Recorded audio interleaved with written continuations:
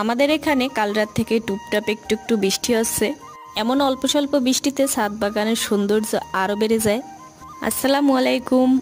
আমার কাছে শীতকালে বৃষ্টি তেমন একটা ভালো লাগে না, কিন্তু যখন দেখি সুন্দর সুন্দর ফুলের উপর একটু একটু বৃষ্টির ফোঁটা, তখন কেন জানি না খুবই ভালো লাগে। কিন্তু খারাপ তখনই লাগে যখন দেখি কিছু কিছু গাছ এই বৃষ্টির পানি সহ্য করতে পারছে না। আমার ছাদে এখনো কোনো শেডের ব্যবস্থা নাই।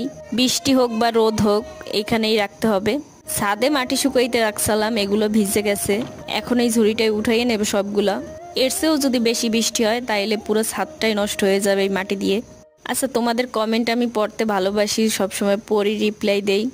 তোমাদের নামও আমি বলি। মিথিলা, এমন করে কেউ কমেন্ট করে বলো তো? তোমরা যদি এমন করে কমেন্ট করো তাইলে কিন্তু আমি তোমাদের নাম আর কখনোই বলবো না। মাটিগুলো সব উঠাইয়ে নিছি। তানিয়া, জামিলা, উর্মি, মুমতাজ, সুহানা খাতুন, নাজিম সরকার, তোমাদেরকে অনেক ধন্যবাদ। ভিডিওটা বেশি বেশি শেয়ার করে দিও।